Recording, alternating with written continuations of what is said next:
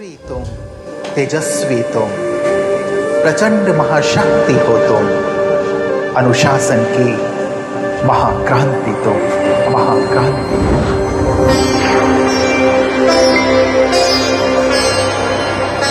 ओजस्वी तुम, तेजस्वी तुम, प्रचंड महाशक्ति हो तुम, अनुशासन की महाक्रांति तुम।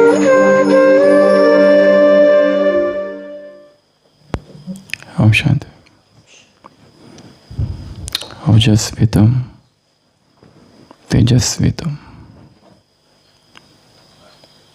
प्रचंड महाशक्ति हो तुम, अनुशासन की महाक्रांति तुम।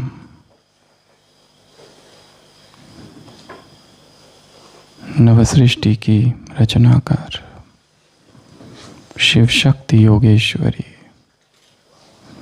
तुम शिव शक्ति योगेश्वरी, सप्तरंगी, राजेश्वरी, शिववंशी, तपस्विनी, हे आत्मा तुम प्रचंड महाशक्ति।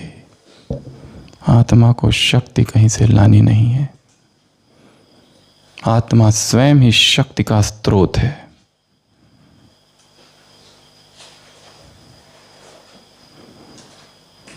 आत्मा को भीख नहीं मांगनी है शक्ति की, न छीननी है, न आशीर्वाद में पाना है कहीं से। आत्मा तो स्वयं शक्ति रूपा है, शिव की शक्ति है वो। शिव की शक्ति ने जब चाहा कि वह अवतार ले,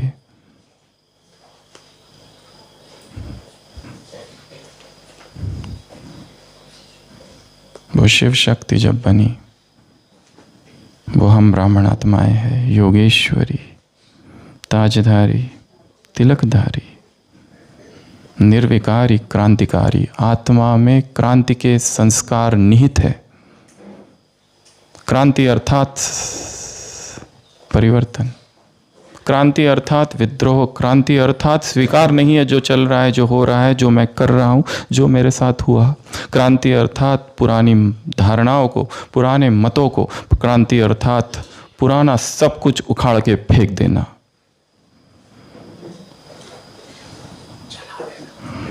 भस्म कर देना। विप्लव, रिवॉल्ट, म्यूटिनी अर्थात क्रांति। वो क्रांति के संस्कार आत्मा में है, बस जगाना है। जैसे जामवंत ने हनुमान को जगाया,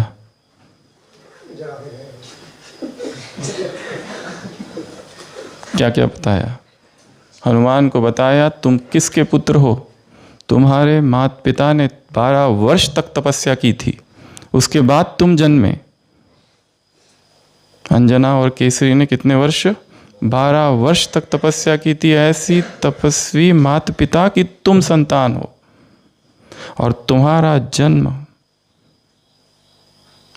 शिव की वजह से हुआ। तुम शिव के वंश हो, ये दूसरी स्मृति दिलाई। तीसरी, पवन सुत हो। शिव ने कहा मेरा अंशवर्ता इस धरती पर आएगा, और पवन को बुलाया और कहा कि ये लो, उस गर्भ में जाकर इसे प्रस्थापित करो। तुम पवन सूत हो, और तुम में इतनी शक्ति थी। चौथी बात जो हनुमान को याद दिलाई जामवंत ने, सभी जब फल खा रहे थे और तुम बच्चे थे, उदंडी बालक थे, तोड़ तोड़ के फल खा रहे थे, पर तुम्हारे जो विमित्र वानर थे वो कह रहे थे कि ये भी फल अच्छा नहीं है, वो भी फल अच्छा नहीं है। हनुमान और ऊपर जाओ, जो लाल लाल फल दिख रहा है ना वो तोड़ो, ये पीले पीले नीले नीले फल हमको नहीं चाहिए, हमें लाल लाल वाले फल चाहिए। और हनुमान ने देखा और ऊपर और ऊपर, और देखा इतना बड़ा फल है एक, मुझे वही चाहिए, और दौड़ भागा। किस ओर? सूर्य की ओर। सूर्य को फल समझकर खाने के लिए। इतनी प्रचंड शक्ति तुम है कि तुमने सूर्य के पास तुम पहुंच गए, सूर्य को खाने के लिए। इंद्र ने प्रहार किया, कहां पर? चिन्ह पर। छोटे बच्चे पर प्रहार किया, और छोटा बच्चा मूर्छित हो गया, मर गया और नीचे गिर गया। वज्र का प्रहार किया, इंद्र का वज्र।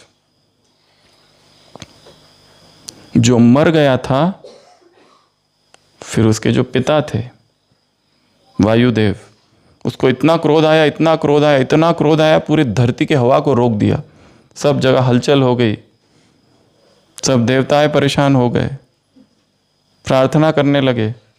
पर उन्होंने कहा कि मेरे पुत्र को तुमने मार दिया, मैं छोड़ूंगा नहीं अब किसी को भी।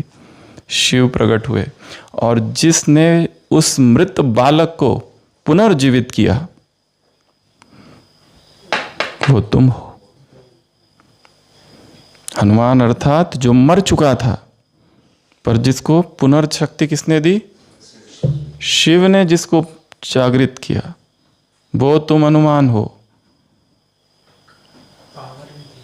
और फिर सारे देवता खड़े थे, वो मृत बालक वानर पीछे, और सारे देवताएं प्रसन्न हो गए और सभी देवताओं ने उसे अपनी अपनी अलग अलग शक्तियाँ दी।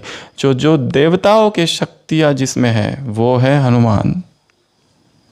और तुम वो हनुमान हो जो बचपन में इतने नटखट थे, ऐसे उदंडी बालक थे कि सारे साधु संत योगी मुनियों की तपस्या बार बार भंग करते थे, इसलिए मुनियों ने तुमको शाप दे दिया कि ये तुम में इतनी शक्तियाँ हैं जिससे उत्पात मचा रहे हो, सब भूल जाएगी तुमको, और जब कोई याद दिलाएगा तब जागृत होगी।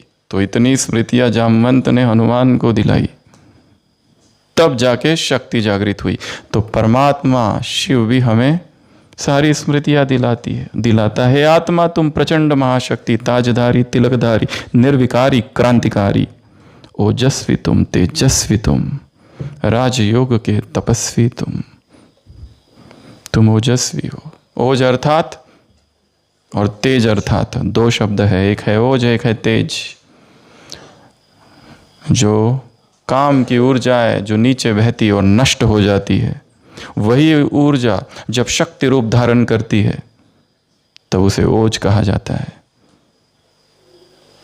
वो प्राण ऊर्जा है। ये भट्टी प्राणिक भट्टी है, ये भट्टी ओजस्वी भट्टी है, तेजस्वी भट्टी है, ये भट्टी अव्यक्त भट्टी है। तो आज से हम ऐसी 108 दिनों की ये अव्यक्त भट्टी चालू कर रहे हैं। आधार तुम अवतार तुम ही आधार हो इस सृष्टि के, तुम अवतार हो। You are not ordinary, you are incarnation. झनकार तुम, अंगार तुम हो, योगी तुम, महायोगी तुम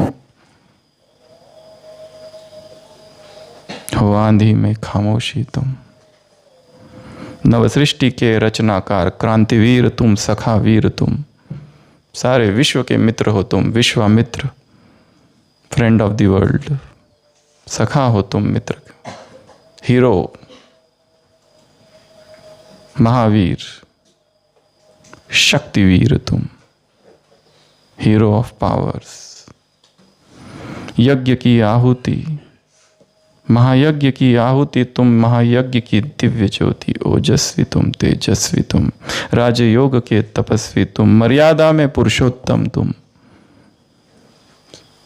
ये पूरी भट्टी मर्यादा पर है, ये पूरी भट्टी अनुशासन की भट्टी है। परंतु अनुशासन अर्थात बाहर से थोपा हुआ नहीं, अनुशासन अर्थात दमन नहीं, अनुशासन अर्थात दबाव नहीं, अनुशासन अर्थात स्वप्रेरित जो है, स्वस्फुरित जो है, जो नेचुरल है वो अनुशासन। और हमारे शिक्षक और हमारी शिक्षाएं और हमारे स्कूल्स और हमारी यूनिवर्सिटियाँ और हमारी सारी शिक्षा प्रणाली जो बच्चों को अनुशासन सिखाती है, वो कौन सा अनुशासन सिखाती है? वो अनुशासन नहीं सिखाती है, वो अराजकता की ओर ले जाती है।